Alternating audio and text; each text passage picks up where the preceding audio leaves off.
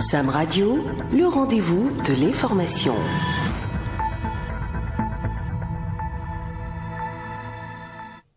Bienvenue sur l'hebdo de Sam Web Radio. La qualité des soins de santé au Bénin nous préoccupe autant que les journaux qui y ont consacré des colonnes cette semaine. La cellule de contrôle et d'inspection des structures de prestation des soins médicaux nous sera d'une grande aide puisqu'elle a livré les résultats des investigations sur 20 plaintes, les contrôles médico-techniques de structures de santé et le contrôle de la sécurité des patients. Le quotidien du service public La Nation a suivi le point de presse du vendredi dernier au cours duquel M. Blaise Aïvi fait l'inventaire des failles relevées par la cellule qu'il coordonne au cours des 3 premiers trimestres de l'année en cours. Les irrégularités sont nombreuses et portent entre autres sur des accusations de soins et de comportement des agents de santé qui auraient entraîné le décès de patients, l'exercice illégal de la médecine, l'ouverture de cabinets de soins ou de cliniques médicales non autorisées, des dysfonctionnements retentissants sur la qualité et la sécurité des soins. D'autres failles ont été enregistrées par les délégations départementales qui dénoncent l'abandon des centres de santé aux aides-soignants, notamment les week-ends, la reprise de l'insalubrité dans les formations sanitaires, surtout privées, et le délaissé des consultations médicales par les médecins aux infirmiers et aides-soignants. 14 cabinets de soins illégaux ont d'ailleurs été fermés. Le matinal a également tendu l'oreille et rapporte que la cellule de contrôle et d'inspection des structures de prestation des soins médicaux s'est également penchée sur la question relative à la sécurité des patients. Il ressort que les responsables de centres de santé n'ont pas mis en place une organisation pour limiter les risques de préjudice, comme des infections et parfois des décès. La cellule s'est par ailleurs rendue dans des services d'accueil des urgences, de réanimation, de gynécologie obstétrique et néonatologie.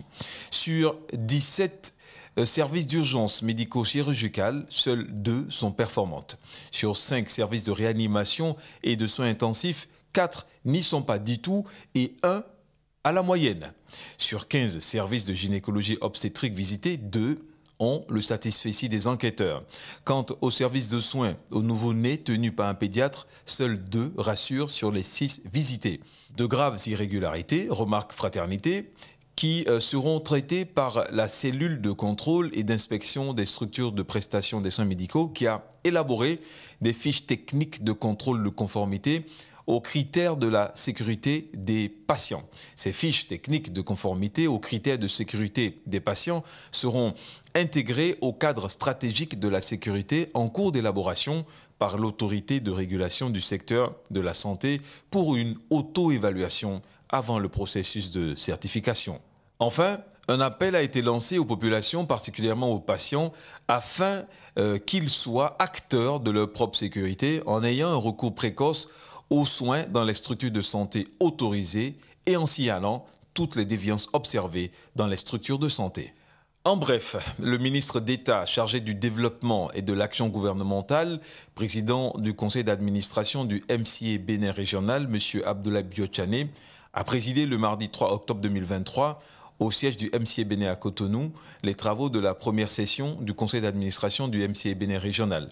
Objectif, installer officiellement le conseil d'administration et faire adopter les statuts du MCA Bénin régional et d'autres documents fondamentaux. Le Bénin, à l'instar de la communauté internationale, a célébré ce jeudi 5 octobre 2023 la 30e édition de la Journée mondiale des enseignants. Le thème international de cette année est « Les enseignants dont nous avons besoin pour l'éducation que nous souhaitons ».